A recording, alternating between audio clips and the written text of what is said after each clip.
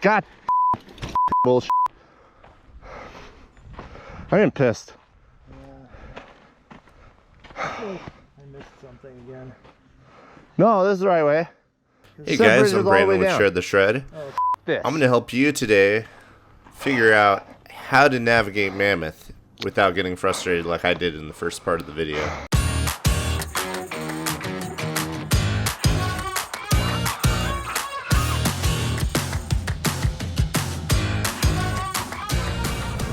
So there was 4 of us up here trying to figure out what trails were good and what weren't, and then figure out between 4 different lifts how to get around at this park.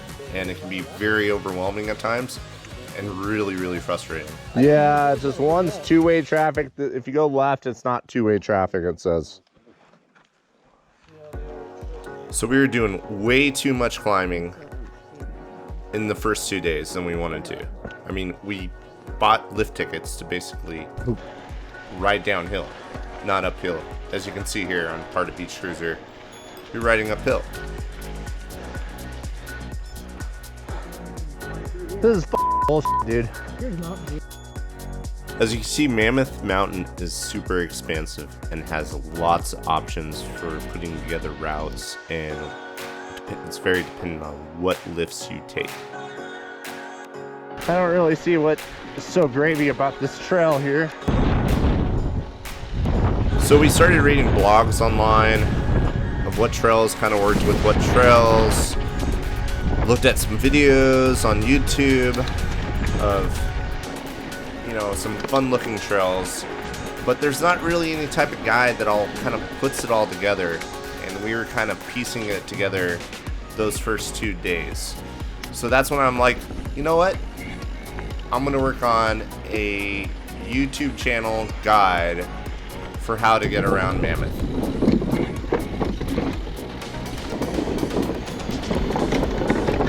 Woohoo! Yeah! Oh yeah.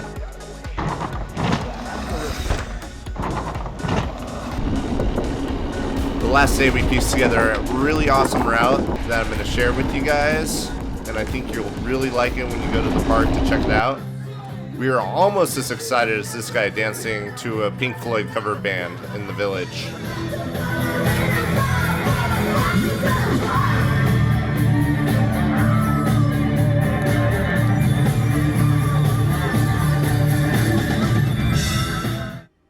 So let's take a look at where Mammoth Lakes is. We're going to zoom in using Google Earth and show you guys the park, kind of get a sense of direction here.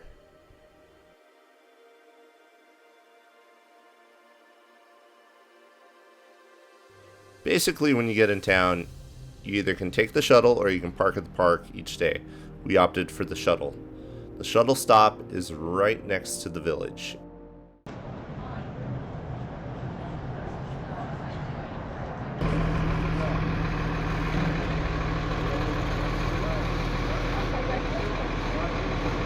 As you guys can see, the trailer for the bikes is pretty nice. You just have to watch out when you're grabbing your bike that you don't whack somebody else's, because it's a little tricky getting it in. The shuttle takes you over. It's about a 10-minute drive. They'll drop you off right where it says shuttle stop on the map here, and then we're gonna get a little overview of where kind of the bike park starts right here. So basically, you're going to want to get on either the gondola from the main part of the park or the chairlift number 11, this what's called the Discovery Chair.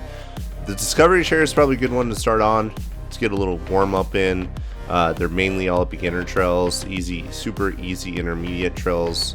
One is Richter. That's probably a harder intermediate trail. It's rated black, but I wouldn't really call it that. It drops you off there, just pretty short, and then you can take the gondola all the way to the top or the midway station. As you can see, we're gonna fly up and go to the midway station right here. It's called the McCoy Station. That will take you to a few other trails, and then we're gonna look at Trailforks later to kind of show you kind of where what's around and what trails it takes you to. The summit, that will take you to the top if you don't get off at the McCoy station. Pretty much drops you off to about 3 trails.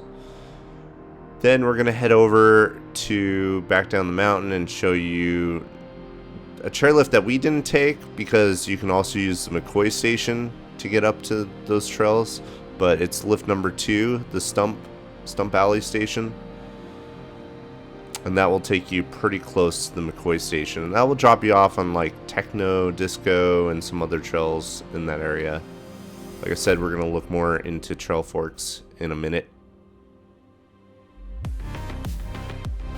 The last chair lift is over on the east side of the mountain, more towards the west end of town basically, and that one is money for kind of when you start working your way to the east side of the mountain, and hits a lot of different trails that are a lot of fun.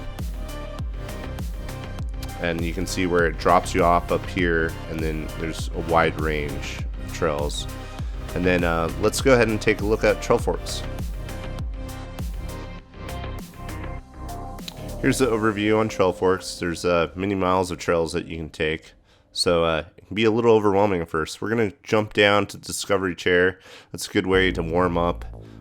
There's lots of blues and greens. The blues are honestly pretty easy. Richter's probably closer to an intermediate than a black. Now we're going to head over after you get warm up. Great little first route to take is head up the gondola all the way to the top. Something that we enjoyed doing once we figured out that once you start there and go back up, you can work your way down to off the top. Tons and tons of switchbacks, super smooth, little loose going down, but it's pretty fun. Great views. Getting Brandon a little prime time viewing now. Poor guy's always filming everybody else. So this is off the top. What? I'm narrating! GoPro, make me look cool. So that will basically take you down into Beach Cruiser, and once you get to Beach Cruiser, you want to make sure you go right, unless you want to pedal uphill. Make sure you take a right at that turn at the fork, and then that will take you really quickly to where you can get on at White Park, which is a pretty fun trail. I would call it more of a hard intermediate trail than a black here.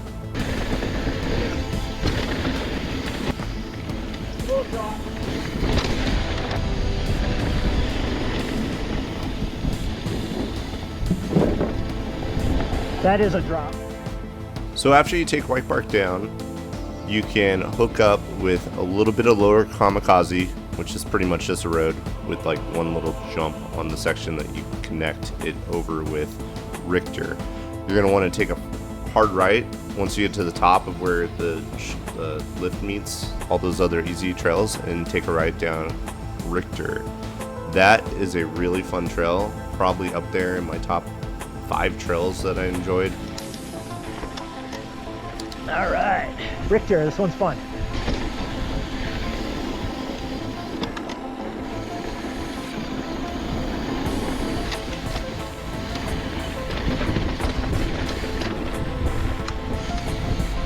So basically, as you work your way down from Richter, you're going to want to hit the gondola and take it back up.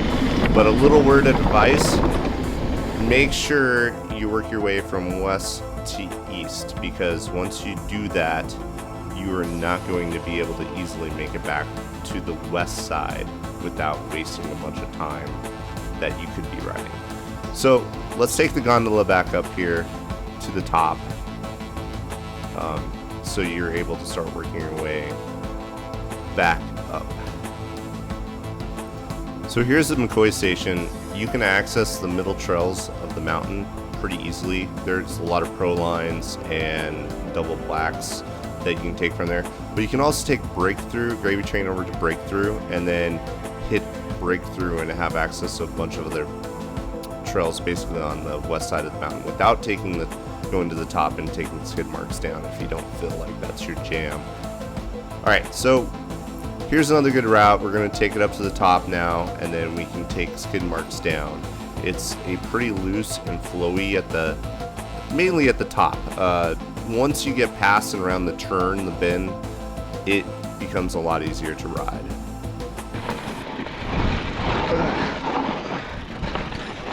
Oh, big boulder. Yeah, this stuff looks a lot looser than it looks on the film.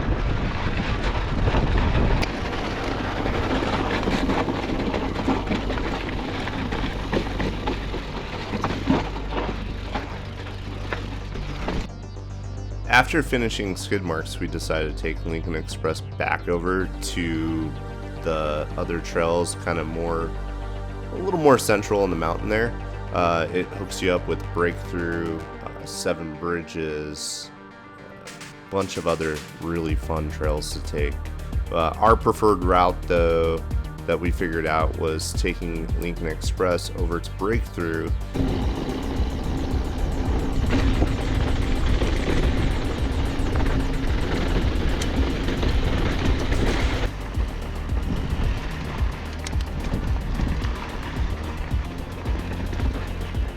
And then we hit Breakthrough for a little bit, which took you to the start of Flow. And you can either take Flow at the top there, which has a really technical rock drop area. It's a little hairy, or you can go around to Breakthrough and then take the easier part. And then that sets you up to this part where it has a nice little drop for a pro line.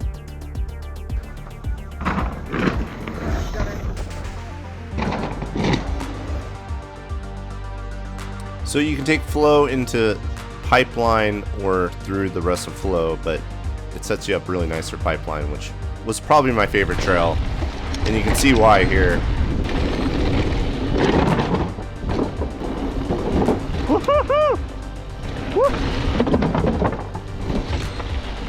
After finishing Pipeline or Flow, alternatively, you can take Shotgun or Smooth Operator. Smooth Operator is going to have a lot more jumps, a few more board walks and stuff to ride on and bridges, and then Shotgun's more rooty, a little more technical, less flowy. So they're two completely different trails, but they're both a lot of fun to take.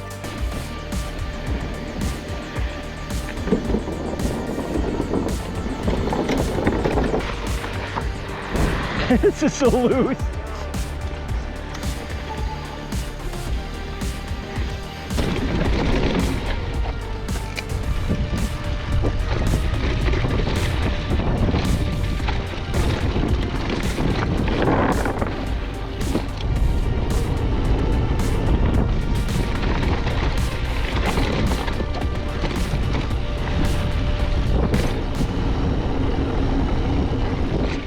And then that puts you back down in the parking lot. You can ride right over and then take the lift right back up. And you can basically repeat that trail pattern again by taking the Breakthrough connector. And it sets you up really nice to run that a bunch of times at the end of the day if you wish to do so. You can take the Flow, I believe the Flow full line connector there. And then you can also take Boomerang if you desire. That's another really fun trail.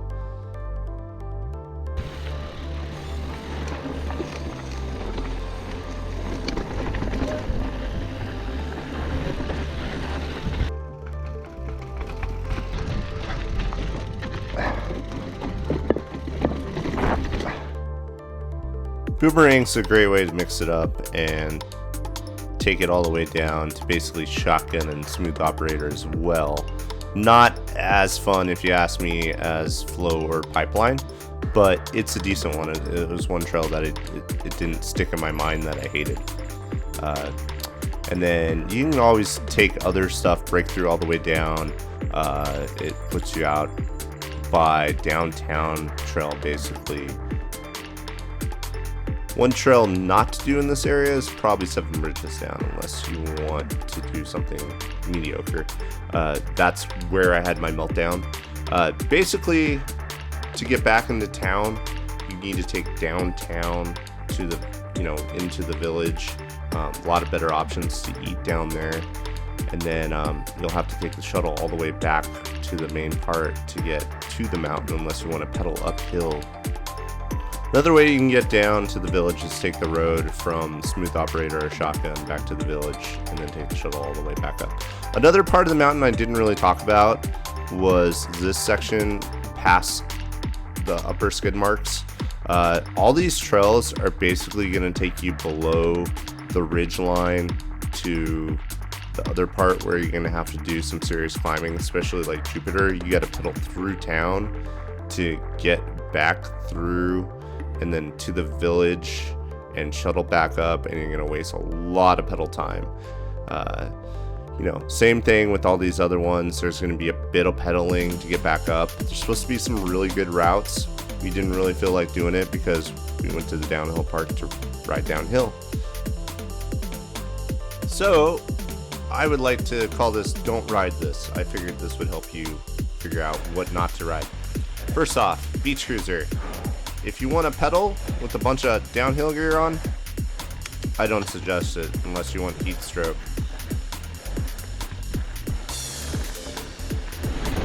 Next trail, Kamikaze. It's just a stupid road that burns up your brakes. Don't take it down, upper or lower. Midtown. Ride this if you want to get dizzy as very loopy. Very, very loopy. Good switchback practice though. Oh, I'm getting dizzy. Gravy Train. There ain't nothing gravy about this train at all. Seven Bridges. Sounds like a really cool black trail. It's not.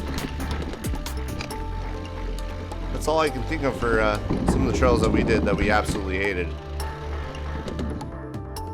Well, I hope you guys all enjoyed this video, and I hope you find it very helpful for when you do go to Mammoth for the first time ever. As you can see, it's a beautiful, awesome place, and I hope you'll be dancing and having as much fun as this guy after riding Mammoth.